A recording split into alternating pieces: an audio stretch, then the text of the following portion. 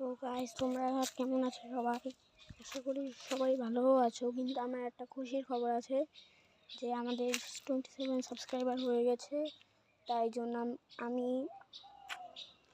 একটা পোস্ট করবো, ঠিক আছে? তো গাইস, কেমন আছো সবাই? আশা করি সবাই ভালো আছো।